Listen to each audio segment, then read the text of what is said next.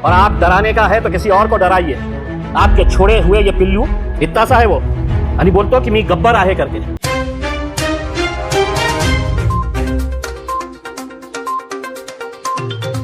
कायदे से देश चलता है, महाराष्ट्र के अंदर कायदा है, कोई गुंडा राज नहीं चल रहा है।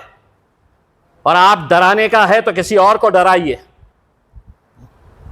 हमने बहुत सह लिए है आपकी आवारागर्दी, आपकी ये गुंडागर्दी, आपके छोड़े हुए ये पिल्लू इतना सा है वो, आणि बोलतो की मी गब्बर आहे करके। अरे तुझी हाईट काय, तुझ्या बोलण्याचा बोलायलाही येतं का? आणि एकटा सोबत, आपल्या सोबत 5-5, 6-6 गाड्यांच्या बाउन्सर्स, पोलीसवाले घेऊन फिरतात। तू काय हिंदू धर्माचं संरक्षण करणार आहे?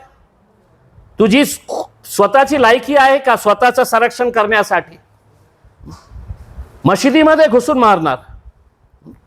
आता तुला मी सांगतो, तुझ्यामध्ये हिम्मत आहे ना, मशिदी तर सोडा। आमचे मित्र आहे ना जरांगे पाटील साहेब, त्यांची सभा महाराष्ट्रामध्ये कुठेही, जरांगे पाटील साहेबांची सभामध्ये तू तुझा फौज फाटा घेऊन तिथे एकदा जाऊन बघा। तू परत येतो का कसा ते तुझ्या समाजातले लोक तुला दाखवून देईल। दुसऱ्या समाजाच्या बाबतीत बोलूच नको तू। जरांगे पाटीलांच्या सभेमध्ये तू जाऊन एकदा चक्कर मारून घे। तू खूप मोठा आहे ना गब्बर, तर दुसऱ्यांच्या धर्माबाबत, जातीच्या बाबत बोलूच नको तू।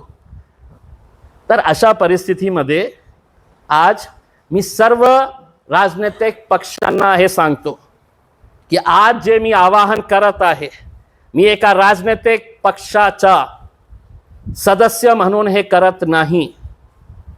मी तुमच्या धर्माचा आदर करतो, तुम्ही माझ्या धर्माचा आदर करा, आणि आदर करत नसेल तर कमीत कमी याच्या बाबतीत वाईट बोलू नका। मी तुम्हाला सांगत नाही की तुम्ही तुमच्या माझ्या धर्माचा पालन तुम्ही करा।